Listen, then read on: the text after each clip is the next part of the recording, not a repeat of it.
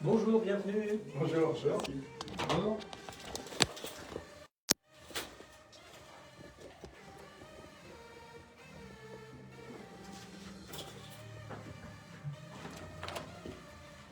Bon, bah Christophe, on vous garde avec nous, avec plaisir, il n'y a pas de problème.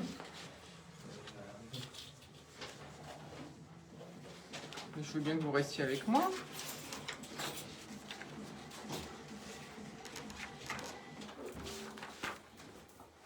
Et c'est parti pour le bar de l'économie. Bonjour Florence. Bonjour Christophe, comment allez-vous ce matin? Toujours là, en pleine forme, depuis 7 heures au micro. Et maintenant, je vous cède ma place. Elle est toute chaude. Elle est toute chaude et du coup, je la reprends bien volontiers. Bonjour à toutes, bonjour à tous. Florence Sueur au micro, accompagnée de mes techniciens préférés. Bienvenue au bar de l'économie, en FM avec Radio Anguin, bien sûr, et en vidéo live via Facebook. Et puis, vous pourrez nous retrouver sur YouTube, chaîne Bar de l'économie. Alors, aujourd'hui, nous allons parler de performance énergétique. Nous allons parler de comment optimiser ses parkings. Et puis, nous allons parler de l'enjeu de l'intérim. Plein d'enjeux pour la gestion de l'intérim grâce à mes invités du jour que je remercie pour leur présence en studio. Et j'accueille tout de suite François Chauvin. Bonjour. Bonjour. Vous êtes directeur général de Direct Skill, un éditeur donc de logiciels de la gestion de l'intérim. Avec vous, on verra les enjeux juridiques, les enjeux financiers, bien sûr, d'image aussi, pourquoi pas. La gestion de pics d'activité, est-ce que c'est possible? Les droits des intérimaires. Et puis, sans doute, les coûts cachés, parce que bien sûr, il doit y en avoir. Et j'aimerais que l'on reparle également de la requalification des salariés des plateformes, savoir ce que vous en pensez. À vos côtés, Vincent Legrand, bonjour. Bonjour. Vous êtes pilote, vous pilotez Doremi, une SAS solidaire, agréée entreprise d'utilité sociale qui intervient dans le domaine de la rénovation énergétique des maisons. Et puis, vous gérez l'Institut New Watt qui est spécialisé justement dans l'énergie. Alors avec vous, on va parler de rénovation énergétique, mais de rénovation performante. Et puis de formation peut-être aussi, formation sur les chantiers, de financement, des aides, MaPrimeRénov' par exemple, ou d'autres, si vous en avez d'autres à nous suggérer. Enfin, beaucoup de sujets à voir ensemble ce matin. Et puis, après la gestion de nos maisons et de nos bâtiments en énergie, eh bien sûr, il faut se garer. Alors, on va passer la parole à William Rosenfeld. Bonjour. Vous êtes PDG, cofondateur de Zen Park, un guichet unique pour optimiser ses parkings.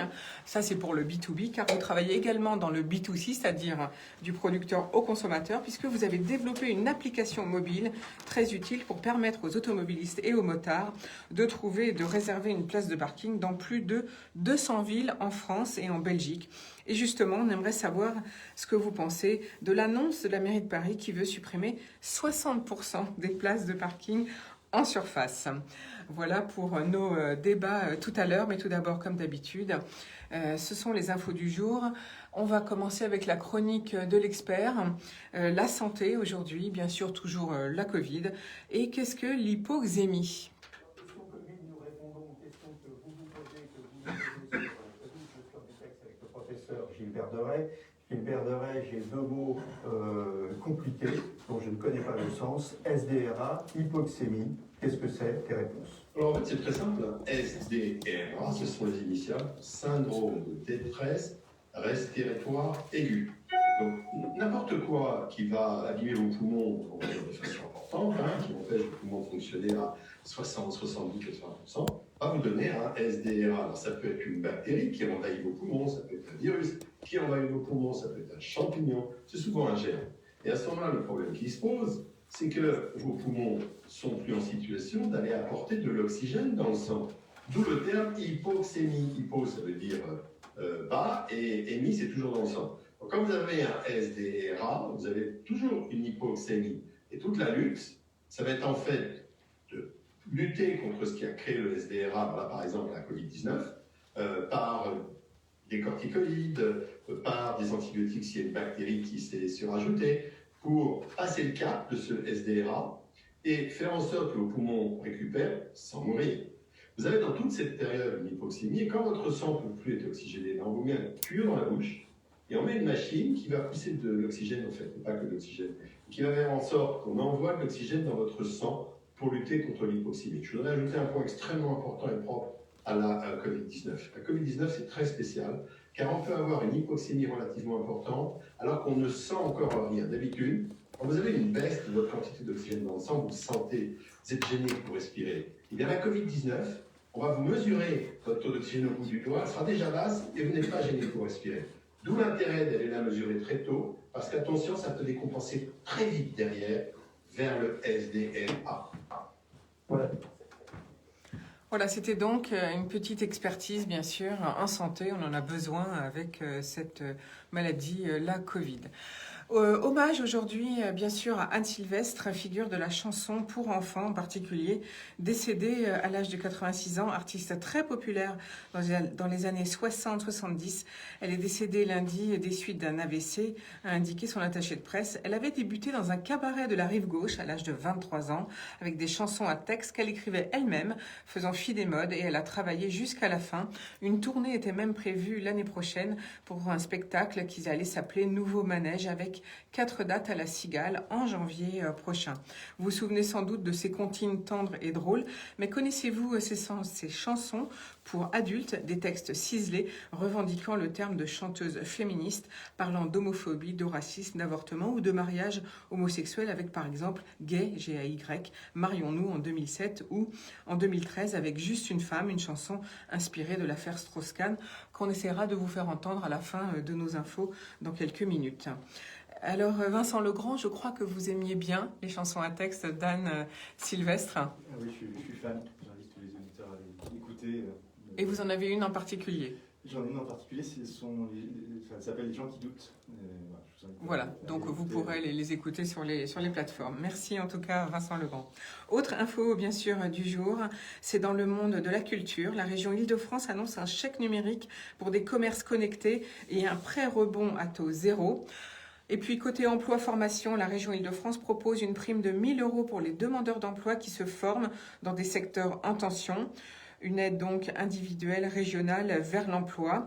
Un accès aussi à la formation à distance pour 10 000 de ceux d'entre vous qui veulent. Et puis, la gratuité du permis de conduire, c'est un test pour les jeunes en Val d'Oise pour quelques semaines et ce sera sans doute étendu si ça fonctionne. Alors, les conditions de ce test en Val d'Oise pour la gratuité pour les jeunes, eh bien, il faut être inscrit dans une mission locale ou dans une école de la seconde chance ou dans un espace dynamique d'insertion ou un parcours d'entrée dans l'emploi. Si vous êtes en début de formation, il faut qu'elle soit profinancée par la région Île-de-France. Et pour les demandeurs d'emploi de moins de 26 ans, il faut résider dans un quartier prioritaire de la politique de la ville. Donc si vous êtes en Val d'Oise et que vous avez moins de 26 ans, allez sur mesdémarches.îledefrance.fr, tout est là-dessus.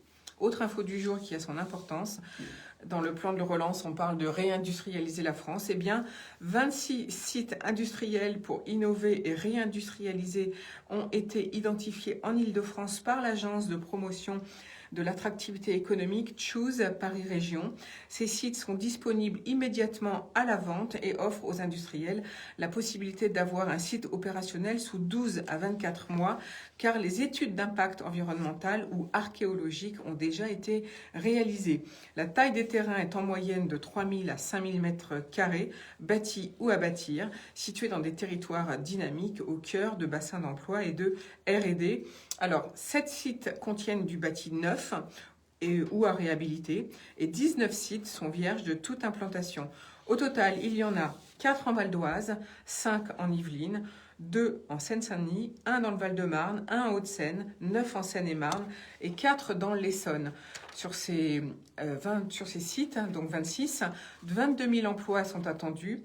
En 2019, 415 investissements directs internationaux ont permis la création de 9 600 emplois, soit une augmentation de 51% par rapport à 2018. Et ces investissements provenaient pour 52 de grands groupes et pour 28% de TI et pour 20% de PME. L'Île-de-France, je vous rappelle, c'est 12 millions d'habitants, 18% de la population française sur 2% du territoire national, 700 000 entreprises installées, 6 millions d'emplois salariés et non salariés. Et je rappelle que la région Île-de-France a mis en place un plan de relance de 1,3 milliard d'euros.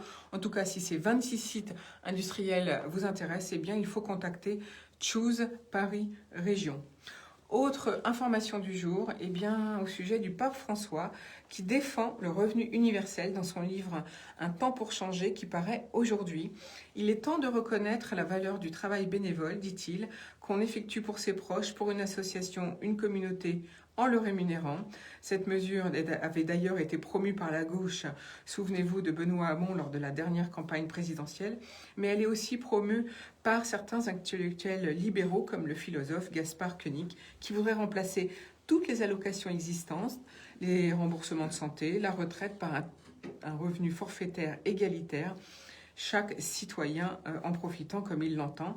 Dans les deux cas, ce revenu se cumulerait avec le salaire pour ceux qui travaillent. Alors, où trouver l'argent? Bien, c'est bien le problème.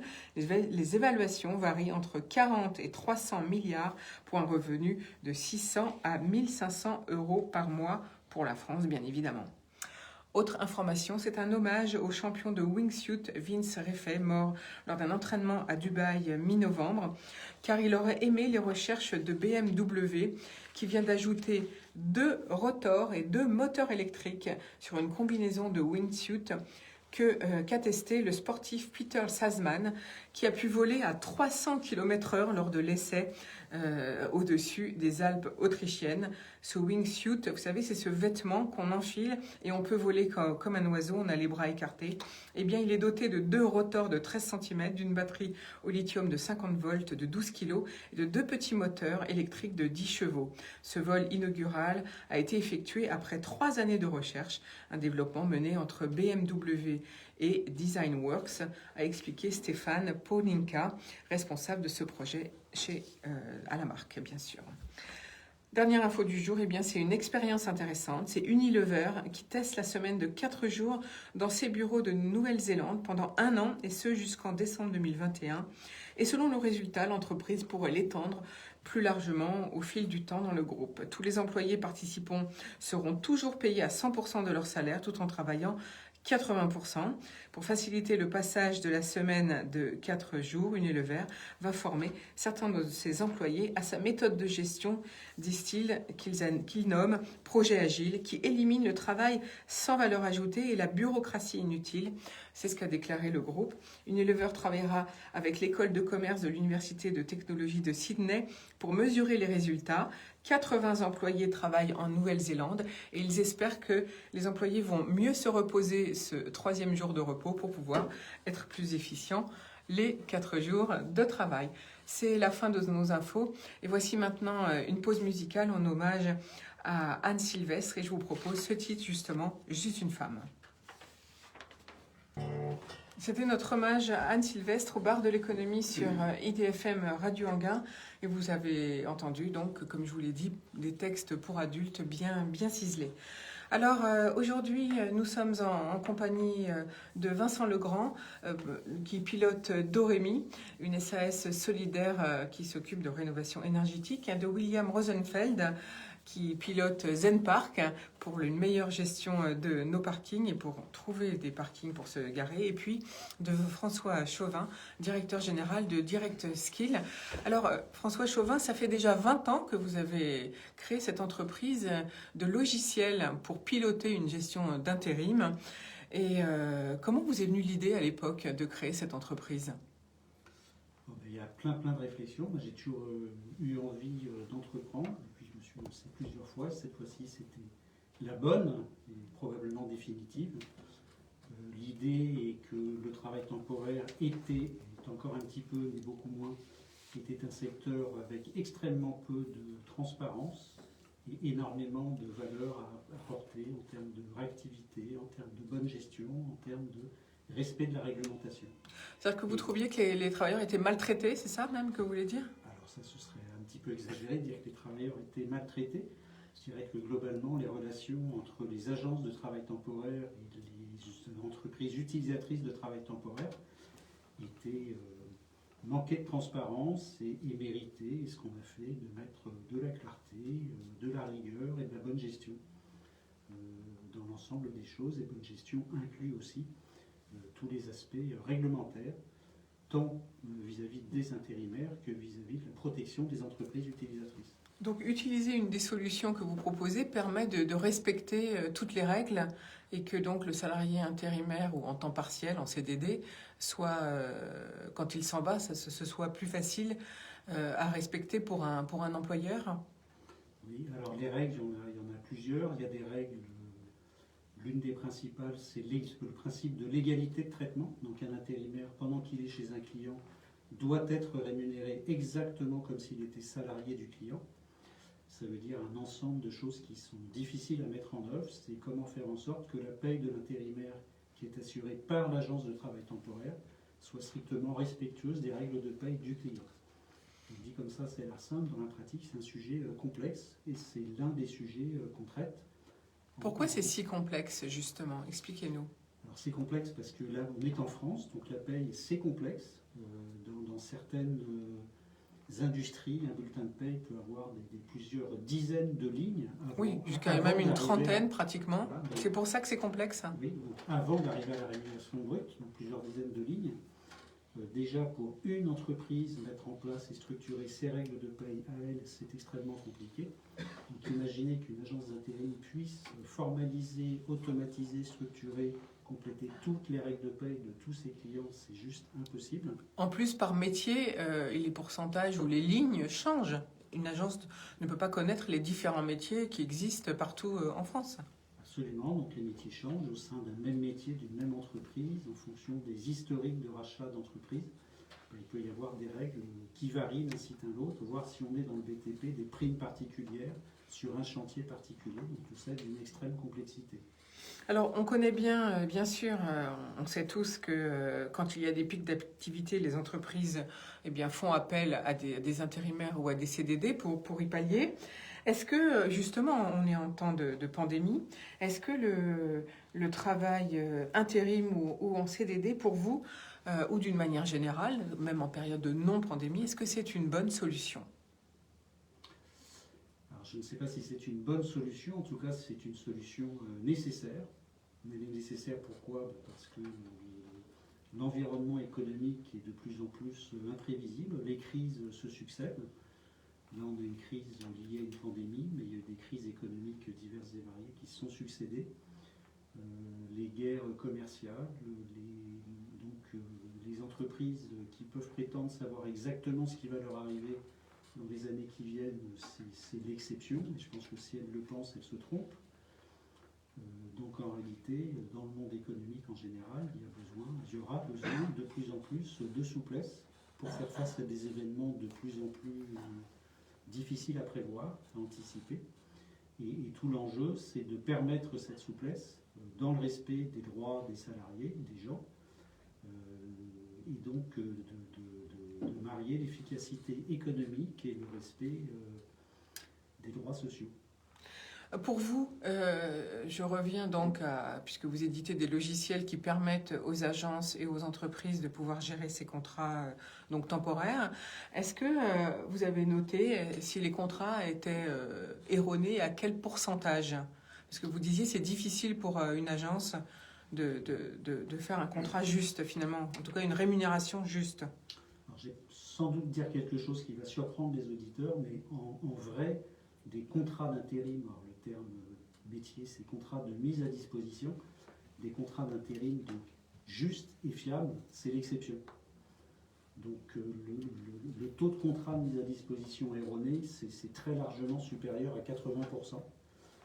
Et pour plein de raisons, celles que j'ai citées, pour les définitions de métiers qui ne sont pas les bonnes, et puis même il y a des informations qui dépendent du client, qu'une agence de travail temporaire en général ne peut pas connaître. Donc, c'est exceptionnel des contrats justes. Donc comment faut-il faire pour avoir un contrat juste alors ?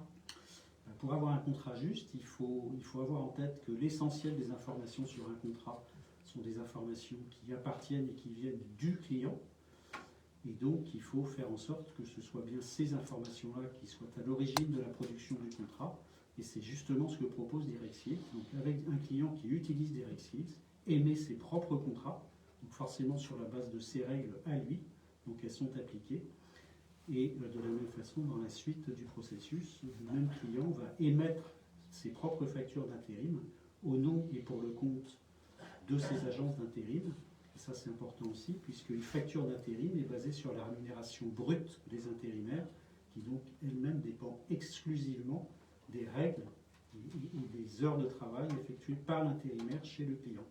Alors, donc, vous, si je comprends bien ce que vous venez de dire, donc, grâce au logiciel que vous avez émis, donc, on peut avoir une feuille de paye parfaite qui respecte les règles selon les métiers dans lesquels l'intérimaire ou le contrat à courte durée va travailler. Comment ça marche? Qui achète ce logiciel ou cette licence? Est-ce que ça passe par une plateforme? Est-ce que vous envoyez... expliquez-nous un petit peu comment ça fonctionne, combien ça coûte et qui l'achète? Est-ce que c'est l'agence d'intérim? Est-ce que c'est le client qui le fait? Ok, donc c'est bien une plateforme logicielle, donc dans les termes technologiques on dit SaaS, Software as a Service, donc ça s'utilise exclusivement par Internet, rien ne s'installe chez le client. C'est principalement donc, les entreprises utilisatrices qui sont à l'origine. Donc nous, on les convainc et elles souhaitent structurer leur processus, elles souhaitent être respectueuses de la réglementation. Et de fait, les agences d'intérim s'inscrivent dans le processus qu'a choisi de mettre en place le client. Donc elles sont aussi utilisatrices et clientes. Et dans la pratique, notre business model s'appuie sur la rémunération par les deux parties, tant par l'utilisateur d'intérim que par les agences d'intérim. Les deux y trouvant leurs bénéfices. Bien sûr. Donc la mise en place de ces contrats, c'est surtout notamment pour les grandes entreprises qui appellent beaucoup de CDD ou d'intérimaires, mais ça peut aussi être pour des plus petites structures, j'imagine. Qu'est-ce qu'il faut compter comme budget pour pouvoir, disons, avoir un logiciel comme le vôtre dans son entreprise si on fait quand même de l'intérim régulièrement? Alors, la mise en œuvre et l'utilisation de nos logiciels a un coût minimal, ne serait-ce que de mise en œuvre. Et forcément, si vous avez quelques intérimaires à l'année, ça ne vaut absolument pas le coup de se lancer dans un projet de cette nature. Donc nous, on estime qu'il faut un minimum de 100 équivalents temps plein intérim à l'année pour tirer les bénéfices réels et indiscutablement du logiciel. Voilà, on a compris. Donc il faut au moins 100 intérimaires en temps plein à l'année, donc ça veut dire quelquefois même le double. En fonction des événements et des périodes, ça veut dire le double. Bien sûr. Certains secteurs, par exemple, on va rentrer en période de Noël. Alors, cette année, c'est un petit peu particulier, mais quand même, vous avez certaines usines agroalimentaires, il peut y avoir 30 ou 40 personnes en période normale, puis ça va monter à 5 ou 600 pour préparer les différents éléments pour les périodes de Noël. Ah, carrément, on ne s'imagine pas qu'on peut monter à 5 ou 600 juste pour une période d'un mois ou de 15 jours. Ça peut arriver. Alors, quels sont les secteurs justement qui utilisent le plus d'intérim, François Chauvin? Alors, les secteurs qui utilisent le plus d'intérim, on va les retrouver dans le BTP, bâtiment et travaux publics, parce que c'est typiquement un chantier, ça commence, ça s'arrête, et ça commence et ça s'arrête pas forcément exactement là où habitent les salariés. Donc le BTP est un gros consommateur de travail temporaire. On va trouver aussi beaucoup d'intérim dans le transport et la logistique. Et on va également retrouver beaucoup d'intérim dans tout ce qui est service aux entreprises, qui sont des secteurs où souvent l'intérim, c'est à la fois le tout premier poste achat, en termes de budget achat. Dans le BTP, un certain nombre d'entreprises achètent entre guillemets plus d'intérim que de béton. Donc c'est un gros sujet à gérer. C'est aussi un gros sujet RH, puisqu'il peut y avoir sur certains chantiers des proportions importantes d'intérimaires ou certains entrepôts. Et donc ces secteurs-là sont des secteurs qui pour nous sont privilégiés parce que l'intérim est un sujet stratégique dans ces secteurs. Bien sûr. Donc on a bien compris que en fait, les contrats, la plupart du temps, sont erronés. C'est ce que vous nous avez dit en première partie d'entretien. Est-ce que pour vous, il faudrait créer un nouveau statut, puisque vous dites que finalement, on en a besoin des intérimaires et que on peut pas faire autrement en activité économique pour un pays que d'avoir des intérimaires, puisqu'il y a forcément des métiers en tension, et vous venez de les rappeler, BTP, transport logistique, alimentaire, services aux entreprises. Est-ce qu'il faudrait un statut, créer un nouveau statut? Qu'est-ce que vous en pensez, vous? Alors moi, je trouve qu'il y a déjà beaucoup de statuts en France qui rendent la situation assez difficile à lire et à comprendre. Et pour moi, l'idée d'en créer un autre sous l'argument qu'il faudrait un statut particulier pour les plateformes dites du numérique, de mon point de vue, c'est un non-sens. Il y a déjà plutôt trop de contrats et plutôt trop de formes de contrats que d'autres. C'est un non-sens parce que une grande partie du modèle économique de ces plateformes, c'est d'utiliser des travailleurs entre guillemets à la volée quand on en a besoin. Ces principes de gig économie, comme ils disent. Donc créer un statut, ce serait rendre encore plus complexe et difficile à lire le droit du travail, qui est déjà assez compliqué comme ça, trop. Deuxièmement, faire perdurer des avantages compétitifs qui sont pas logiques. Et je pense que c'est un sujet d'actualité aujourd'hui. Encore plus quand on voit les petits commerces qui ont fermé et que les plateformes dites du numérique, elles, continuent à fonctionner. Si on ajoute à ça qu'en général, elles ne payent pratiquement pas d'impôts en France, je veux dire, à un moment, faut arrêter. Donc, que faut-il faire alors, concrètement? Concrètement, il faut faire respecter le droit du travail. Donc, il est normal, compte tenu du droit du travail tel qu'il est en France, qu'il y ait eu des requalifications d'auto-entrepreneurs en salariés chez différentes plateformes. Vous pensez à Uber, par exemple? Je pense bien sûr à Uber. Ou Deliveroo, par exemple? Ou Deliveroo. Sachant que ces types de requalification, ce n'est pas franco-français, c'est aussi produit en Californie, donc le berceau de ces entreprises. C'est très très bien de bénéficier de tout ce qu'elles peuvent apporter. Ce n'est pas forcément une raison pour supprimer les droits de tout le monde et les mettre en situation anticoncurrentielle. Et puis en difficulté en plus, la plupart du temps. Oui. François Chauvin, vous avez développé cette entreprise Direct Skill en 2000. Gros investissement en 2019 et du coup, vous avez quand même pas mal de postes à pourvoir. Alors, quels sont-ils? Alors, à notre échelle, un gros investissement. On ne va pas parler d'embaucher des milliers de personnes, mais on recrute en matière de développement informatique, on recrute au niveau commercial, on recrute également toutes les personnes, on va appeler ça entre guillemets consultants, qui sont là pour, une fois qu'un client a signé, mettre en œuvre la solution. Donc il y a des formations à faire, analyser le processus du client, mettre à place ces règles de paie dont on parlait tout à l'heure, pour faire en sorte de les paramétrer dans le logiciel et d'aider le client à déployer, mettre en place et optimiser son organisation. Voilà, donc vous avez à peu près 5 postes à pourvoir. Donc si on a envie de postuler, comment fait-on? On est passé à 15 aujourd'hui. 15 carrément. On postule recrutement à directskills.com et vos candidatures seront appréciées, élues et analysées. Merci beaucoup. Alors, dans le domaine du travail temporaire et de l'intérimaire, on parle souvent de coûts cachés. Quels sont pour vous les coûts cachés de l'intérim? Alors, les coûts cachés de l'intérim, ils sont nombreux et justement ils sont cachés. Donc, on va essayer d'être très, très, très synthétique parce que je sais que le temps est limité. Le premier coût caché pour une entreprise, c'est le coût d'une requalification. C'est l'entreprise utilisatrice n'a pas respecté les règles de durée, de conditions de renouvellement et donc se voit dans l'obligation légale de proposer un contrat indéterminé à l'intérimaire. Donc ça, c'est un premier coût caché. Le deuxième coût caché, c'est toutes les problématiques de productivité. En gros, on estime que pour gérer un équivalent temps plein intérim, il faut 5 fois plus de personnel en interne que pour gérer un équivalent temps plein salarié en CDI. Pourquoi? Parce qu'il y a plein de contrats, parce qu'il y a des relevés d'activité, que ça génère des factures et que le taux d'erreur fait qu'il faut passer une grosse partie du temps à faire des contrôles, constater qu'il y a des erreurs, puis gérer les litiges. Donc ça, c'est un ensemble de coûts cachés, donc ils sont aux ressources humaines, parce qu'il y a des contrôles à faire, qui sont au niveau des opérationnels pour chercher leurs intérimaires, et au niveau de la comptabilité fournisseur et du contrôle de gestion.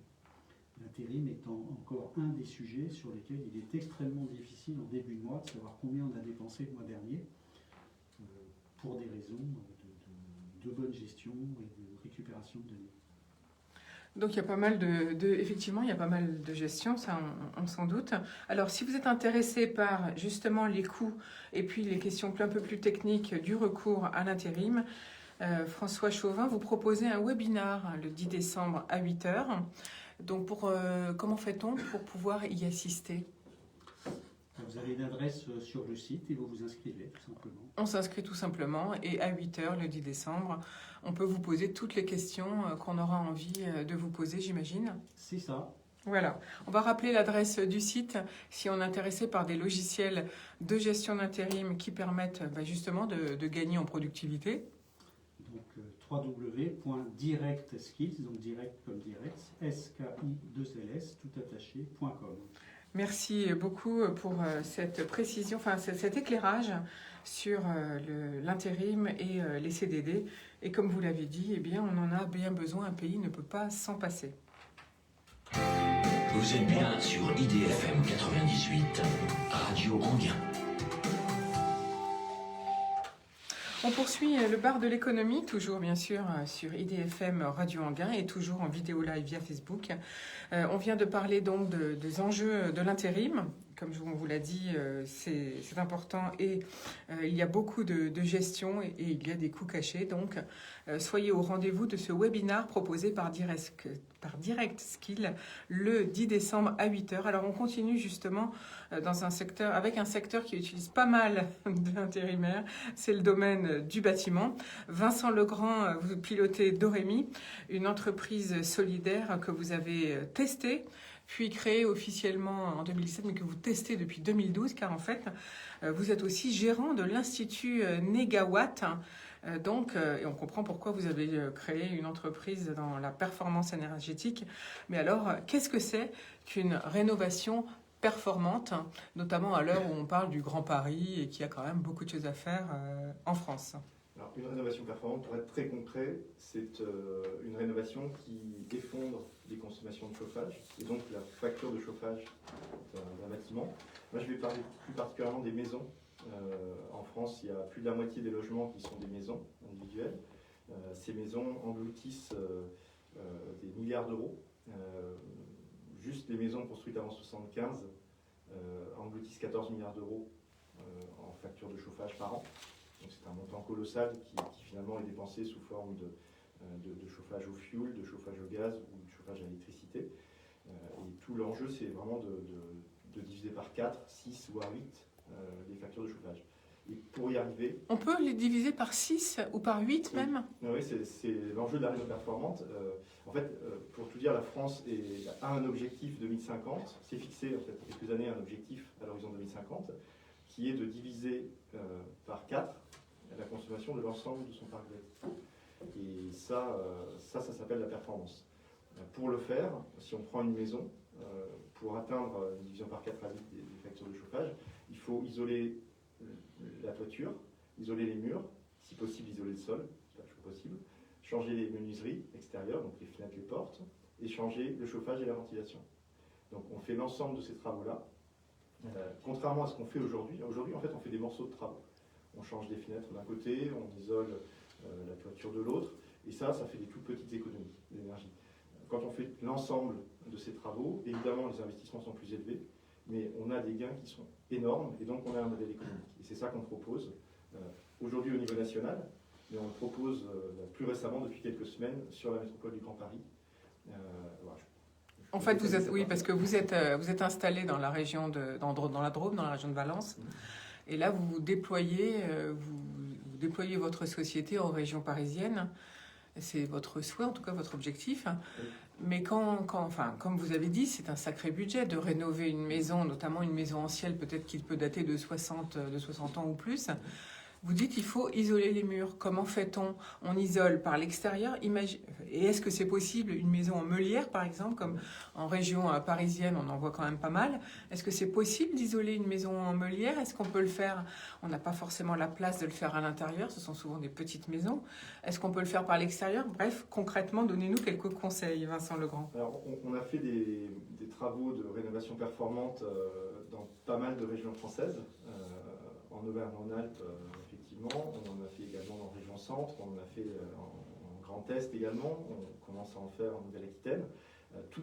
À chaque fois, on a des maisons particulières, des maisons spécifiques. Ce qu'il faut voir, c'est que l'essentiel des maisons ne sont pas des maisons très patrimoniales, donc avec un caractère patrimonial. L'essentiel des maisons françaises sont des maisons qui peuvent, sans problème majeur, être rénovées, soit en isolant par l'extérieur, soit en isolant par l'intérieur. Et ça, en fait, le choix de ces rénovations se fait en fonction de la maison, en fonction de la demande des ménages, et également en fonction des entreprises locales avec lesquelles on travaille. Et tout l'enjeu, c'est de former les entreprises locales à savoir proposer ces rénovations performantes. Un menuisier, un chauffagiste, un plaquiste sait faire son travail de changement des fenêtres, de changement des chaudières, d'isolation des murs ou des toitures. Nous, tout l'enjeu que l'on traite, c'est de les faire travailler ensemble pour arriver à cette performance. Je vais prendre un seul exemple. Quand vous êtes sur une rénovation, sur une maison qui n'est pas rénovée, vous avez besoin d'un chauffage, pour 100 mètres carrés, vous avez besoin d'un chauffage de 30 kW de puissance. Quand vous êtes sur une maison rénovée, comme on le fait, donc rénové performant, rénové d'Orémy, on est sur 3 kW de puissance, on divise par 10 la puissance. Donc si le chauffagiste ne parle pas aux autres corps de métier, on va se retrouver avec une chaudière surpuissante. Donc là, on intègre en fait, l'ensemble des travaux, on travaille avec les artisans pour que l'ensemble des travaux soit cohérent entre eux. Et ça, on peut le faire dans une maison en meulière, comme à l'extrême dans une maison à colombage, où on sait le faire dans ce cadre-là. Ce qu'on voit concrètement sur le terrain, c'est que la plupart des maisons sont plutôt des maisons classiques, et donc qui ne posent pas de soucis majeurs d'un point de vue patrimonial. Quand il y a des enjeux patrimoniaux, là, on va chercher des solutions avec une logique architecturale un peu poussée. Oui, l'enjeu de votre entreprise, d'Orémy, c'est justement de se faire, finalement, de faire des réunions entre artisans pour les former, j'imagine, à cette discussion de manière à avoir une bonne performance énergétique, comme vous venez de le dire, parce que finalement, chacun a son côté professionnel, mais ne regarde pas ce que fait son collègue, puisqu'ils interviennent souvent les uns après les autres. Oui, et c'est normal, parce que c'est pas ce qu'on leur a appris, et l'enjeu de la performance n'était pas un enjeu il y a encore quelques années. Donc, cet enjeu de réaliser des rénovations performantes est issu des différentes réflexions sur le climat, sur le fait d'effondrer les émissions de gaz à effet de serre dans la maison, sur la partie énergétique également, mais aussi sur la partie sociale. On a une augmentation très très forte de la précarité énergétique dans les maisons, c'est-à-dire que les prix de l'énergie augmentant, les ménages passent de factures de 1 500 € par an à 2 000 €, à 2 500 €, voire plus, et donc sont en situation, si on couple ça en plus avec les dépenses de transport, on y reviendra peut-être tout à l'heure, si on couple ça avec les dépenses de transport, on se retrouve avec des gens qui ne peuvent plus payer leurs factures ou ne peuvent plus se chauffer. Donc l'enjeu de la réno-performance, c'est vraiment de sortir aussi ces gens de la précarité énergétique, et la moitié de nos rénovations se font chez des ménages modestes ou très modestes. Donc on sait, malgré l'investissement important que ça demande, voilà, on sait aller chercher les aides et donc permettre aux ménages même les plus modestes de faire les travaux. donc à la limite, avec d'Orémy, on peut aussi vous demander, on peut être un particulier, on peut venir vous voir en vous disant, voilà, je veux rénover ma maison. Est-ce que vous pouvez nous faire une étude de coût et nous trouver les aides correspondantes pour le faire? Alors, ce qui est très très important, et c'est un choix de notre entreprise sociale et solidaire, c'est qu'on travaille systématiquement avec la collectivité locale et ses partenaires.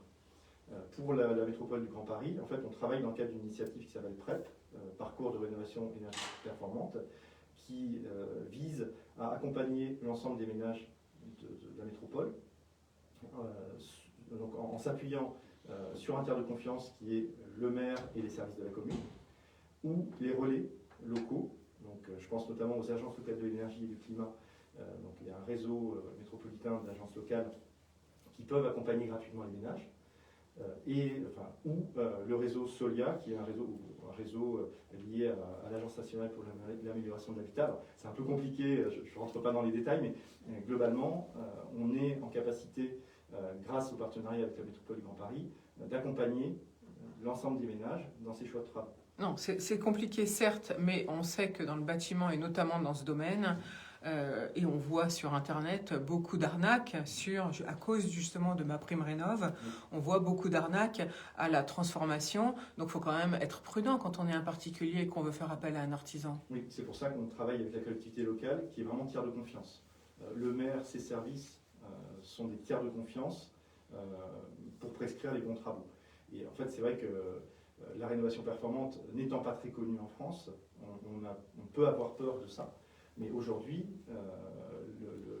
les collectivités locales qui regardent les travaux qui sont faits, qui regardent l'intérêt, qui regardent les mécanismes financiers qu'on peut aller chercher et les résultats qu'on obtient d'un point de vue effondrement des factures, constatent que c'est un outil intéressant pour le ménage et donc proposent au ménage un accompagnement. Ce qu'il faut voir, c'est que pour obtenir une rénovation performante, ils font non seulement des bons conseils de travaux, donc ça suppose un tiers de confiance qui est le maire, la collectivité locale et ses relais locaux. Il faut également des compétences techniques, donc ça, ce sont les groupements d'artisans, mais ce sont aussi des formateurs experts que l'on forme sur les territoires. Ce sont des gens qui sont là à la fois pour former les artisans sur chantier, et ça c'est important, c'est pas de la théorie, on prend des chantiers réels et on forme les artisans sur ces chantiers-là. Donc finalement là vous faites un travail de formation de groupe en fait. Exactement, voilà, sur des chantiers réels, et ces formateurs experts sont aussi là pour suivre de façon systématique les rénovations qui sont réalisées par ces groupements d'artisans, c'est-à-dire qu'on vérifie et on quantifie la performance qu'on atteint dans ces rénovations. Et pour finir, donc ça c'est la partie, je dirais, tiers de confiance technique ou tiers de confiance de qualité. Et pour finir, on a un troisième élément qui est extrêmement important, c'est évidemment les enjeux financiers, en termes de confiance financier. On va chercher l'ensemble des aides qui existent. Vous avez cité MaPrimeRénov', mais il y en a beaucoup. Il y a les certificats d'économie d'énergie, il y a l'éco-prêt à taux zéro, il y a Action Logement.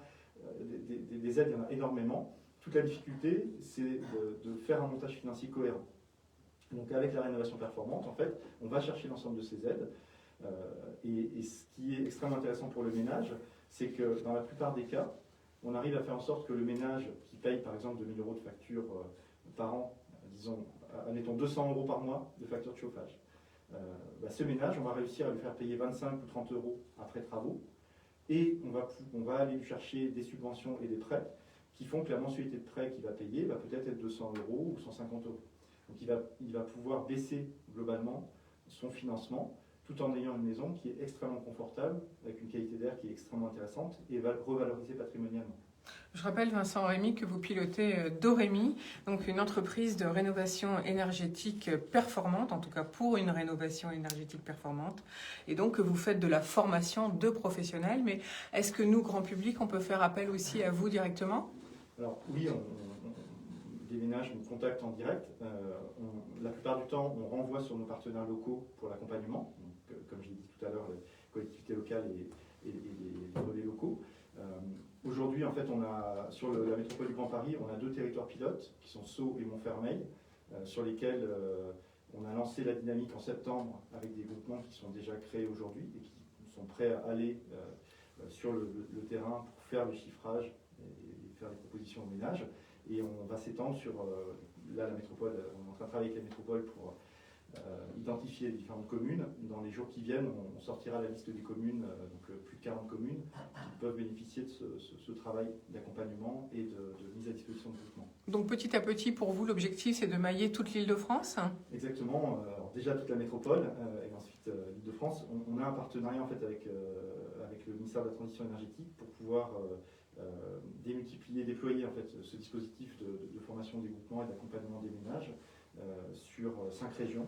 Et on a un engagement auprès de l'État à couvrir en fait 10% de la population française. En fait, on va être d'ici l'année prochaine, on va dépasser largement cet objectif en étant plus près des 20%. On reviendra sur vos objectifs en tant que patron d'entreprise et de stratégique, mais pour le ménage, continuons d'abord pour les ménages, parce que vous avez dit qu'il existait énormément de primes ou de subventions ou de choses auxquelles on a droit pour faire une bonne rénovation énergétique et qu'on n'est pas au courant. Mais est-ce que tous les ménages, quel que soit le niveau de revenus, peuvent y avoir droit ?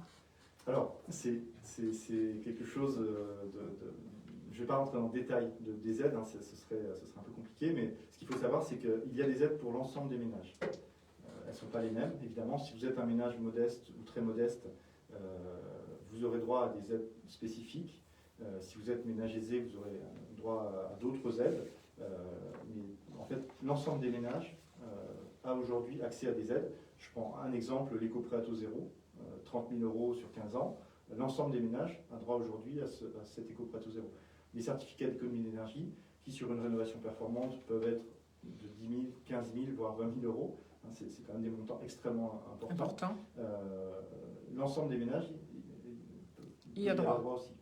Donc en fait, le meilleur conseil qu'on peut dire à nos auditeurs en tant que particuliers, c'est de faire appel, parce que ça n'engage à rien, de vous faire venir pour faire en tout cas un chiffrage déjà dans un premier temps, puis voir les coûts qu'il faut, les dépenses qu'il faut envisager dans quel domaine, et puis après on a largement le temps de prendre une décision ou pas. Oui, alors c'est tout l'enjeu, hein, c'est que le ménage en fait s'interroge sur ses consommations énergétiques, sur son confort dans sa maison. Est-ce que le ménage a chaud, trop chaud l'été, trop froid l'hiver? Est-ce qu'il y a trop de bruit? Parce que c'est une rénovation performante peut aussi réduire les problèmes acoustiques.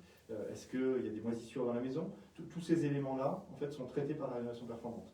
Parce qu'on met une ventilation qui est extrêmement performante, parce qu'on isole et donc on étouffe les bruits du dehors, parce que l'isolation sert autant l'été que l'hiver. Donc, pour toutes ces raisons-là, en fait, ça vaut le coup de se poser la question. Maintenant, il faut se mettre dans une réflexion un peu différente de la réflexion qu'on a habituellement en France, qui est de dire j'ai vu que mes voisins avaient changé mes fenêtres, je vais peut-être faire pareil, ou alors ma chaudière risque de tomber en panne, je voudrais la changer. Il faut se mettre dans une approche. De dire, ça, c'est la mauvaise approche. Hein. C'est ça que je veux dire. C'est la mauvaise approche du point de vue énergétique. Voilà. Si on veut réellement faire des économies d'énergie, c'est pas comme ça qu'il faut s'y prendre. Il faut regarder la maison plus globalement. Et à partir de là, quand on a fait ce choix-là, oui, là, il faut faire venir un accompagnant, relais local, et un groupement d'artisans pour avoir des propositions. Donc là, pour l'instant, on a bien compris, Vincent Legrand, je rappelle que vous pilotez Dorémy, cette entreprise spécialisée en rénovation énergétique performante, j'insiste sur le mot performante, parce que c'est important. Alors, vous êtes donc installé dans la Drôme. Là, vous commencez à vous installer en région parisienne, donc 2 villes test, Sceaux, Montfermeil. Quel est votre objectif et comment fait-on si on veut vous contacter? Il faut appeler Sceaux, qu'est-ce qu'il faut faire? Plusieurs façons de faire. Déjà, on est le siège est basé dans la Drôme, mais on a des antennes dans plusieurs régions, dont la métropole. D'ailleurs, on embauche un conseiller en rénovation performante. Je vous invite à aller voir sur notre site internet, rénovation-dorémy.com. C'est le seul poste à pourvoir ou il y en a d'autres? Sur la métropole, oui. Sur le reste de la France, il y a d'autres postes qui sont à pourvoir. Donc, tout est sur notre site internet. Le fonctionnement qu'on a, c'est que le ménage en fait, peut s'adresser effectivement à la mairie de Sceaux ou de Montfermeil, peut s'adresser également au tiers de confiance de proximité, c'est-à-dire l'Agence locale de l'énergie et du climat, MVE, pour Montfermeil, ou Solia pour Sceaux. Si vous allez soit sur notre site internet, soit si vous contactez la ville, vous serez remis en relation directement avec eux. Vous pouvez aussi nous contacter. Et vous pouvez nous indiquer peut-être des endroits aussi, pour mettre en lien avec les bons partenaires au niveau accompagnement. Alors par contre, maintenant plaçons-nous côté artisan, donc plus professionnel, parce que vous aussi vous faites du B2B, comme on dit. Donc est-ce qu'il faut faire un appel aux artisans? Comment vous envisagez de vous développer pour le futur? Alors ça c'est très important parce qu'effectivement on a besoin d'artisans. Il faudrait je ne vais pas le mettre au conditionnel, si on veut rénover l'ensemble de nos passoires énergétiques d'ici 2050, il faut 25 000 groupements d'artisans. C'est-à-dire en gros faire travailler pendant 20 à 25 ans le tiers de tous les artisans français rien qu'à ça. Donc c'est un enjeu énorme, à la fois un enjeu industriel, économique, à la fois un enjeu climatique, énergétique, et à la fois un enjeu social par rapport à la précarité. Ça, c'est vraiment important. Ce qu'on voit aujourd'hui, c'est que les artisans ont envie d'aller vers ces logiques de performance, de monter en qualité. Ils ont envie de donner du sens à leur travail. Donc, ils ont envie, pour beaucoup, de travailler en groupement. Pas tous, mais pour beaucoup. Donc, tout l'enjeu pour nous, c'est effectivement de leur faire connaître ce mécanisme-là. Alors, la formation peut faire un peu peur au démarrage, quand on leur dit venez en formation, mais en fait tout notre travail, c'est de les emmener sur chantier et de faire en sorte qu'ils apprennent à travailler mieux ensemble pour la performance. On ne va pas leur apprendre leur métier, hein, j'insiste là-dessus, on considère qu'ils savent faire leur métier, mais on va leur donner tous les outils qui vont bien pour atteindre cette performance. Et donc les accompagner avec bienveillance et avec des outils pédagogiques et techniques dans ce cadre-là. Est-ce Donc, que vous travaillez avec les chambres de métiers ou les chambres de commerce et d'industrie? Oui, on a des échanges très réguliers avec les chambres consulaires. On travaille beaucoup aussi avec les collectivités locales, hein, qui ont des liens avec les artisans pour les mobiliser. Donc, pour la métropole du Grand Paris, je fais un appel aux artisans qui souhaitent avoir plus d'informations, parce que on leur apporte cette approche avec le soutien de la collectivité locale, avec un réseau d'experts qui est vraiment de terrain et qui est en capacité de leur donner des outils. Donc tous ceux qui souhaitent avoir des informations côté entreprise locale, n'hésitez pas à aller voir sur notre site internet rénovation-remi.com. On va répéter donc, on fait un appel aujourd'hui aux artisans qui travaillent dans le domaine du bâtiment et notamment en rénovation énergétique, que ce soit donc, on va dire, tout ce qui est fenêtres, qu'est-ce qu'il y a d'autre? Donc chauffage, bien sûr.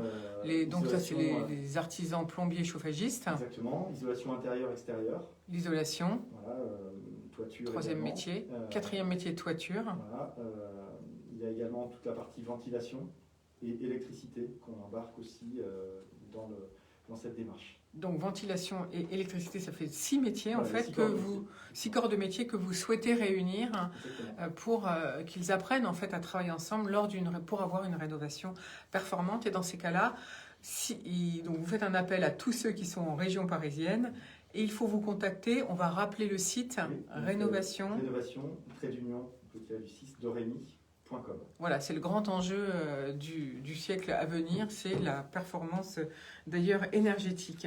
Merci pour toutes ces précisions, Vincent Legrand. Je rappelle que vous pilotez Doremi. Quand même, dernière question, c'est à propos de votre autre étiquette, j'allais dire, sur cette agence, si je puis dire, qui s'appelle Negawatt, un spécialiste de l'énergie, enfin un incubateur en fait. Oui.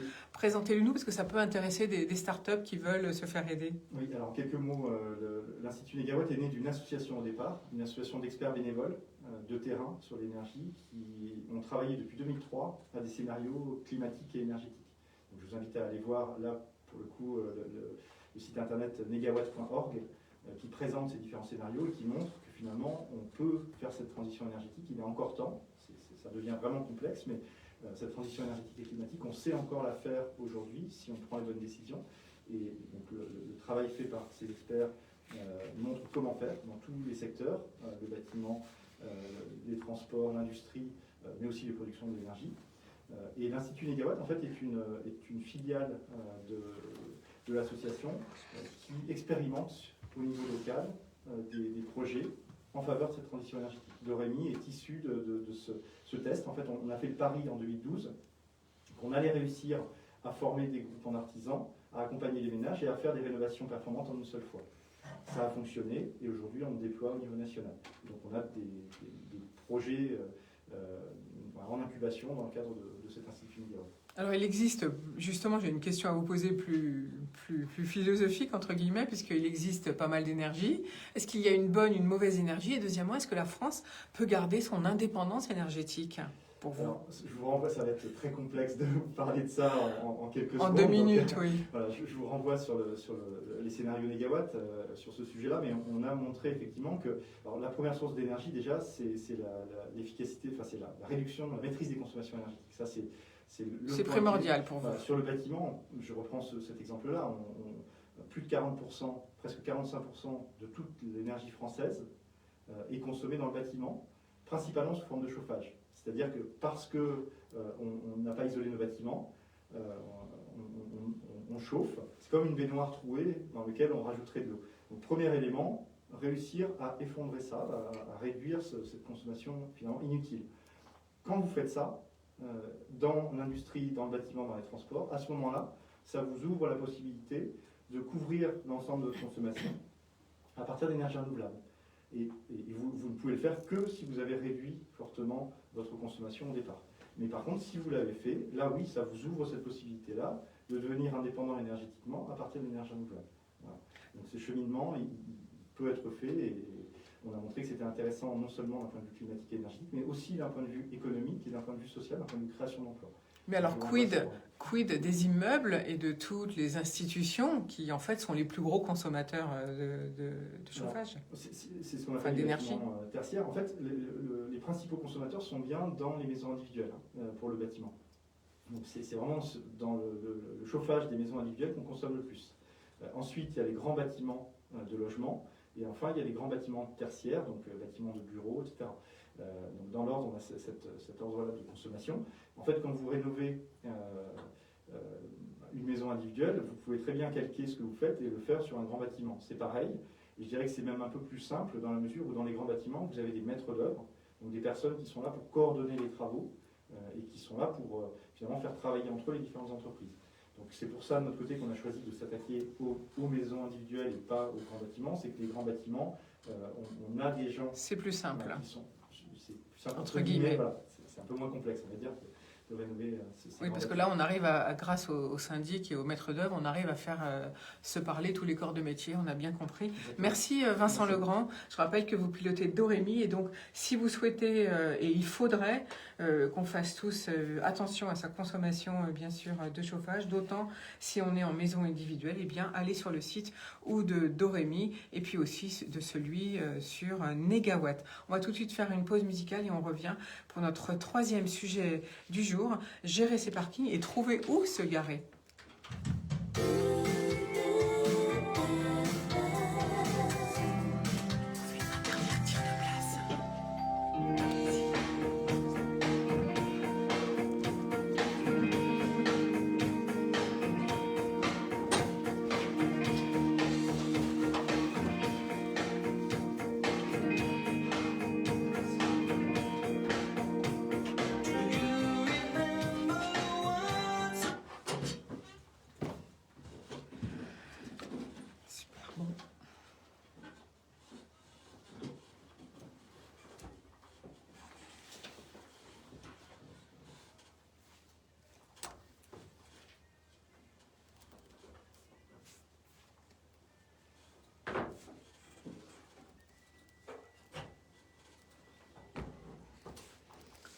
Est-ce que l'un d'entre vous avait une question à poser à Vincent Legrand, peut-être, au fait? Est-ce que vous vouliez poser une question à Vincent Legrand? Non, c'est clair.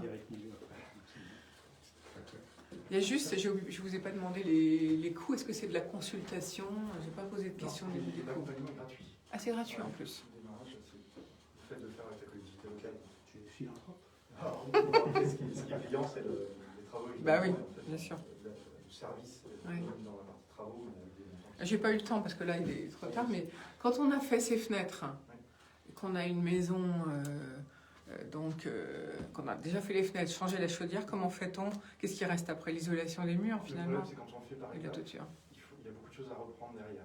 Parce que si vous faites les fenêtres et que vous isolez après, vous allez laisser des passages de feu. Ah oui. Et là, vous n'avez pas des économies d'énergie. En plus, vous avez des risques de moisissure très fréquents. On en voit un mois après le changement de fenêtre ou un mois après l'isolation. D'accord. Donc il faut vraiment traiter au maximum ensemble ces postes-là.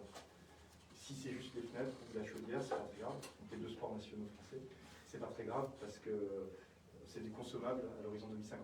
On les changera d'ici 2050. On fait tout le reste. Et ensuite, on dit comment il faudra changer les fenêtres ou changer la chaudière. Quand Selon.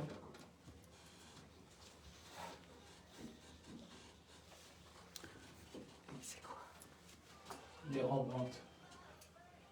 Comme rembantes, mais ils sont plusieurs. Et ça s'appelle comment? Just the way it's baby. C'est vieux ça, non? Bon, ouais, j'ai vu.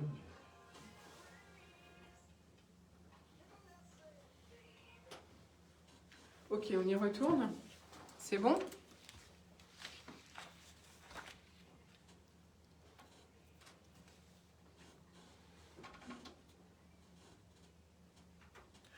Nous voici de retour au bar de l'économie après Just the Way It's Babe. C'était les Rembrandt, vous vous souvenez peut-être de ce groupe.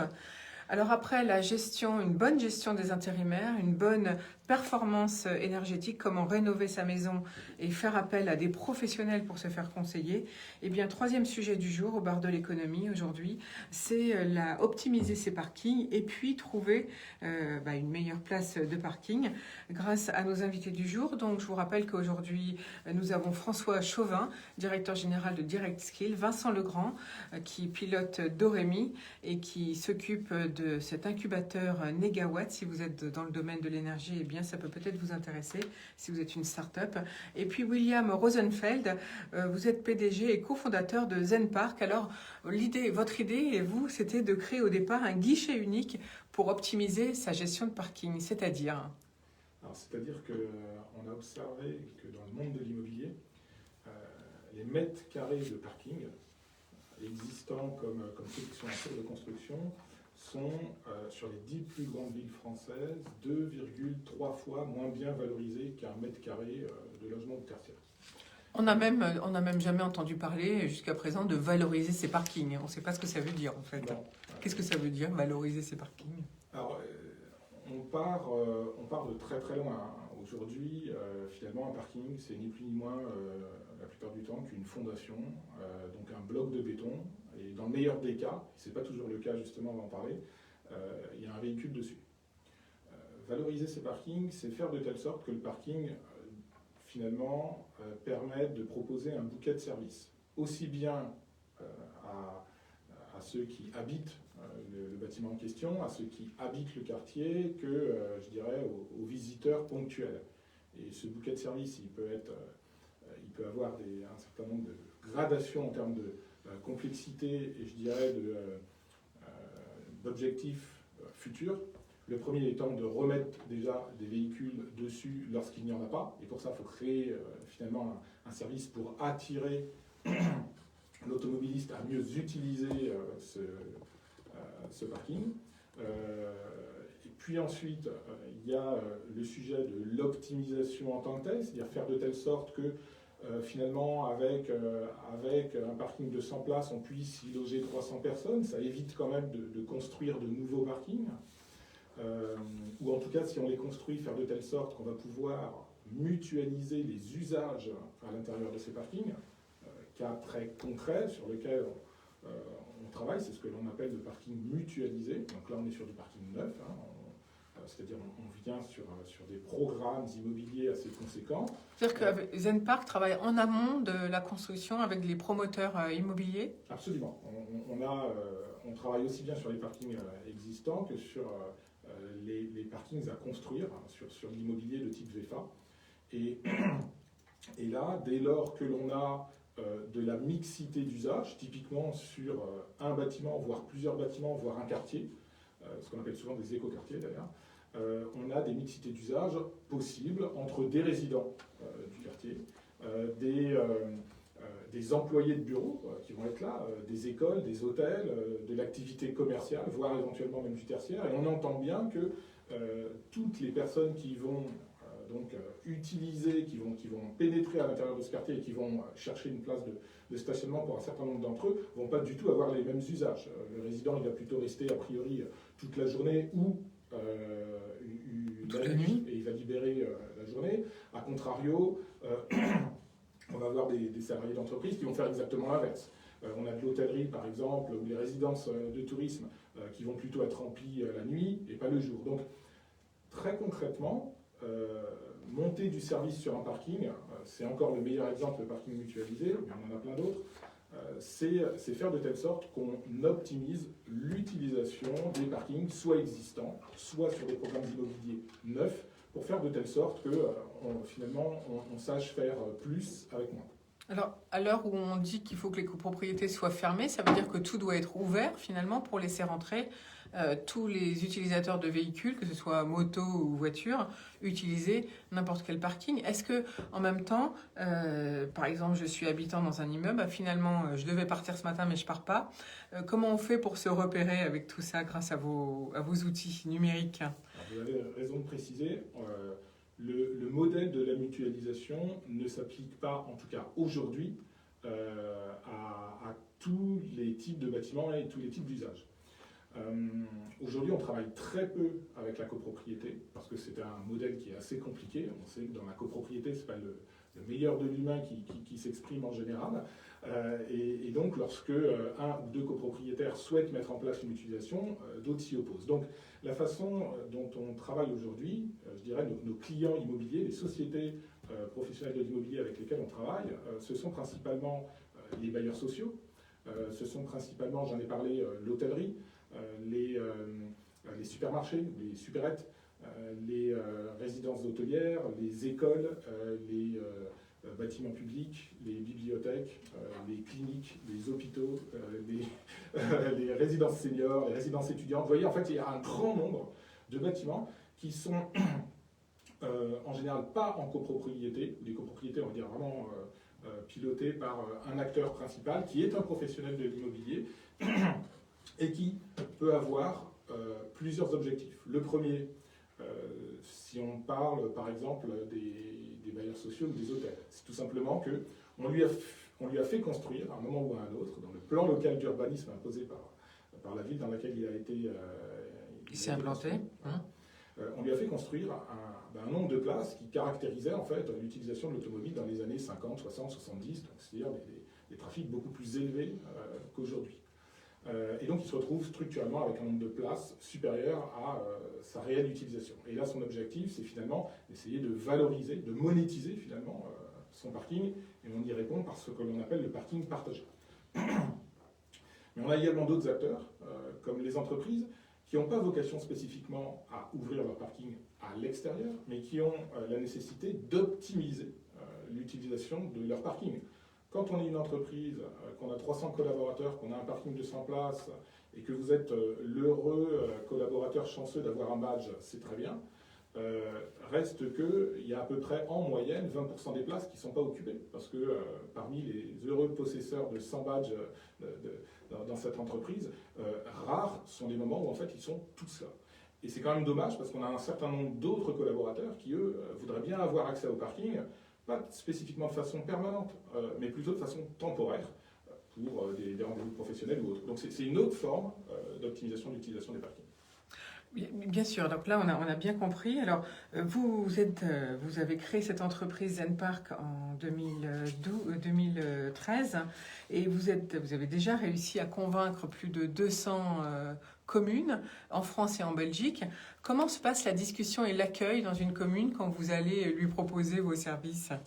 Alors, en général, on ne passe pas spécifiquement par la commune dans un premier temps. On va directement adresser nos clients, que sont les professionnels de l'immobilier. Donc, on va voir, comme je vous disais, les bailleurs sociaux, les grands groupes hôteliers, les grands groupes de résidences étudiantes et autres. Je dirais l'accueil est plutôt très favorable. En général, c'est qu'on a identifié au préalable le fait qu'ils aient de la vacance, comme on dit, de parking. Donc, typiquement, on travaille avec des résidences étudiantes, des grands groupes de résidences étudiantes.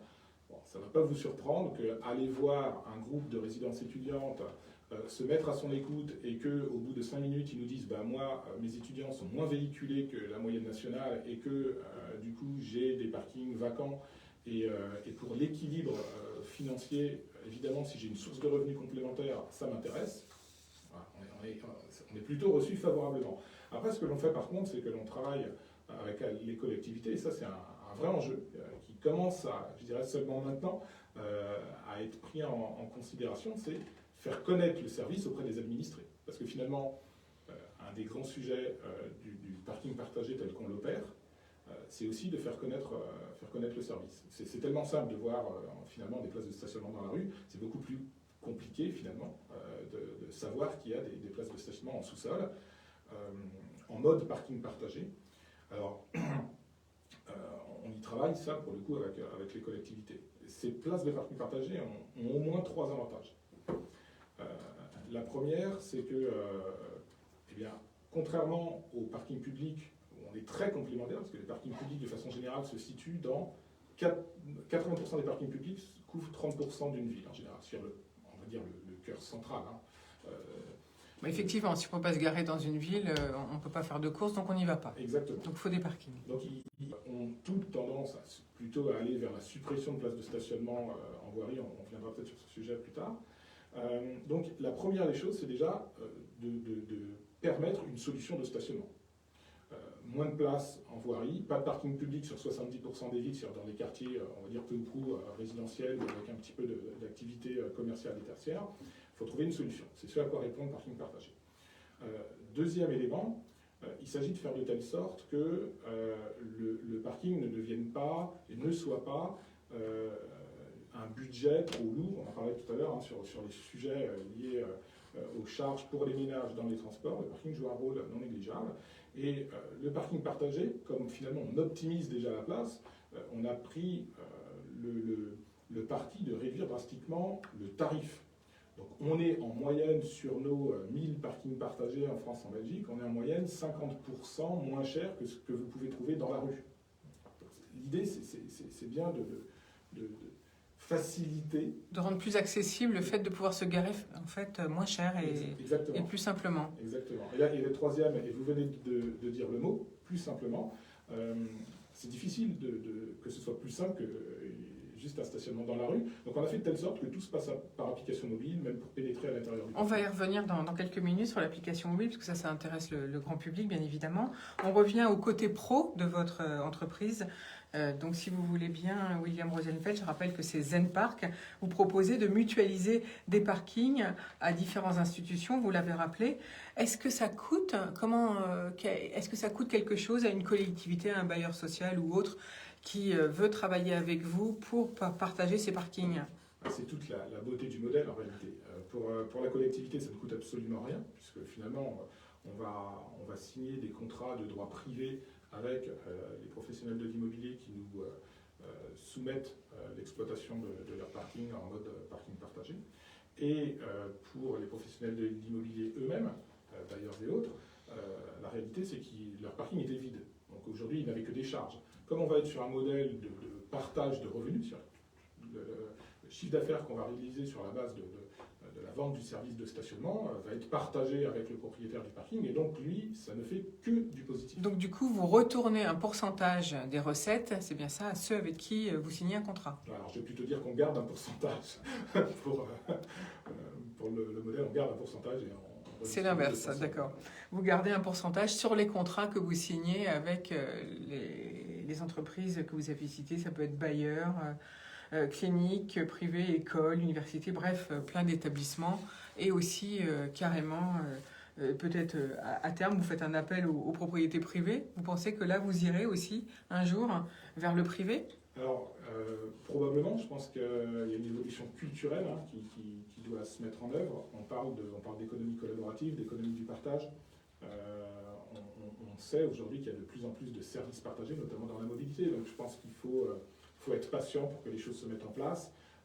Dans le privé, j'ai envie de dire, dans la copropriété, la façon dont on procède, c'est plutôt du coup sur les programmes neufs, puisque là, pour le coup, on rédige le règlement de copropriété avec les copropriétaires en amont du programme, et donc on anticipe le partage. Alors ça, c'est pour la partie pro. Avant de passer à la partie grand public, justement, la mairie de Paris a annoncé vouloir enlever 60% des parkings en surface. Finalement, vous dites youpi, ou vous dites c'est une très mauvaise idée? Ou vous dites, après tout, il y a tellement il y a des parkings vides et c'est utile? Je relève votre dernier point, en fait. Je pense que je pense que c'est tout à fait possible. En fait, ce que cherche un automobiliste ou un motard demain, si ça devient payant, en fait, c'est pas qu'il déplace en voirie, c'est qu'il veut une place. C'est très différent. Alors on a l'habitude, comme d'habitude, la place en voirie, c'est l'évidence. Mais l'essentiel, c'est, je dirais, pour l'automobiliste, comme d'ailleurs pour les commerces, pour éviter que Paris devienne une ville musée, l'essentiel, c'est de pouvoir trouver des places. Or, comme je vous disais, on a aujourd'hui des centaines de milliers de places dans Paris, intramuros, qui ne sont pas utilisées ou sous-utilisées. Et donc, moi, je pense qu'il y a, chez ZenPark, clairement, on pense qu'il n'y a pas de contradiction à vouloir réduire le nombre de places de stationnement en voirie si, effectivement, on recrée, peut-être pas le même volume, mais on recrée des poches de stationnement là où c'est nécessaire. Et aujourd'hui, elles existent, il faut savoir les mettre en exploitation. Parce qu'il y a quand même des quartiers dans Paris où c'est ingarable, on peut quand même le dire. Oui, bien sûr, il y a des quartiers dans Paris qui sont ingarrables. C'est sûr que dès qu'on va les arrondissements, les premiers arrondissements de Paris, on est plutôt sur de l'haussmannien. Il y a la Seine qui est pas loin. Il n'y a pas eu de construction pour le coup de parking, mais pour le coup, et c'est là que c'est intéressant, il y a encore beaucoup de parkings publics et ils sont loin de la saturation. Vous dites qu'ils sont loin de la saturation. Merci beaucoup. Alors, autre question, William Rosenfeld. Donc, avec ZenPark, vous proposez à nous, utilisateurs particuliers, une application. Donc, comment ça fonctionne, cette application qui nous sert à trouver une place pour se garer, qu'on soit automobiliste ou motard? Alors, c'est extrêmement simple. C'est l'application ZenPark. Il suffit de la télécharger, c'est gratuit, évidemment, disponible sur toutes les plateformes. D'ailleurs, c'est même pas l'une, c'est l'application la mieux notée de son secteur. Comme quoi, la qualité de notre service est reconnue. On a 92% de taux de satisfaction des automobilistes et motards. On est assez fiers de ce chiffre-là. La façon dont on se sert de cette application, c'est extrêmement simple, en fait. Vous allez sur vous téléchargez cette application, vous rentrez une adresse, en fait, pour localiser les parkings qui sont proposés. Alors quand je dis une adresse, en fait c'est une adresse et une durée, enfin plutôt une heure d'arrivée, une heure de départ anticipée, puisque ça va être un modèle de réservation pour vous assurer que votre place soit effectivement garantie. Ça peut être d'ailleurs une réservation vraiment des mois à l'avance, jusqu'à 6 mois à l'avance. Vous savez que vous avez un train pour les vacances ou dans 3 mois, il est assez intelligent de préparer son voyage. De la même manière, vous pouvez faire une réservation immédiate devant le parking, donc beaucoup de latitude. Et puis vous vous faites guider jusqu'au parking, arrivez devant le parking. À partir de l'application mobile, vous avez un petit bouton, je vais appeler ça comme ça. Vous cliquez dessus, vous posez le doigt dessus et ça va ouvrir la porte de parking. Donc on a transformé finalement votre téléphone en télécommande universelle. On n'a plus besoin de carte, de badge pour rentrer dans le parking grâce à votre application. Exactement, tout se fait de façon dématérialisée, y compris le paiement d'ailleurs. Et ça veut dire qu'on peut rester plusieurs jours. Si on fait des réservations, on a bien entendu que pour un rendez-vous de bureau, ça peut être très rapide, ça peut durer 1 heure ou 2 ou 3. Mais est-ce qu'on peut aussi réserver pour plusieurs jours? Absolument, vous avez, je dirais, 2 grands modes de réservation. Le premier, c'est vous pouvez réserver d'1 minute à autant que vous voulez, en réalité. Il n'y a pas de limite. Simplement, au-delà d'un certain nombre de jours, en l'occurrence 1 mois, l'équivalent d'1 mois, on a une offre également, et c'est la seconde offre, de location mensuelle, je dirais, somme toute assez classique, si ce n'est qu'elle est complètement digitalisée, ce qui permet par exemple à des résidents qui stationnent dans la rue et qui rencontrent de plus en plus de difficultés pour stationner dans la rue, de mettre leur véhicule dans un parking partagé à tarif réduit. Et alors, il faut être abonné, on prend un abonnement payant, ou bien est-ce que c'est un paiement à la demande? C'est exactement ce que vous venez de dire, c'est un paiement à la demande, donc il n'y a pas d'abonnement, et même la location mensuelle, elle est résiliable tous les mois, donc vous aurez engagé tous les mois. Alors votre objectif, William Rosenfeld, pour ZenPark, c'est quoi? L'objectif, clairement, de ZenPark, c'est si je parle au sens large, c'est d'essayer d'apporter une mobilité urbaine un peu plus sereine. Encore une fois, de mieux utiliser les parkings, les parkings existants, construits comme les parkings à construire. On a pour ça, je dirais, développé 4 offres principales. La première, c'est le parking partagé dont on vient de parler, qui s'adresse d'un côté aux professionnels de l'immobilier et de l'autre côté donc aux usagers et motards usagers. On a parlé du parking mutualisé, qui s'adresse plutôt au programme 9, et là, clairement, on crée des sortes de centrales de mobilité à l'intérieur de ces parkings. Je vais en dire 2 mots. On vient de lancer donc ZenPark Pro Flex. ZenPark Pro Flex s'adresse aux entreprises qui rencontrent, je dirais, alors c'était un sujet qu'on avait dans les cartons, mais qui rencontrent, du fait de la crise, une situation assez intéressante. D'une part, on a des parkings qui se vident puisque le télétravail je dirais, devient de plus en plus la règle. En plus, le gouvernement envisage de le rendre obligatoire 2 à 3 jours par semaine l'année prochaine. Donc, si ça se met en place, on verra. Poursuivre cela. Donc, effectivement, on a donc des parkings qui se vident, très clairement. Bien sûr. Et d'autre part, on a paradoxalement une utilisation plus forte du véhicule au regard des autres modes de transport.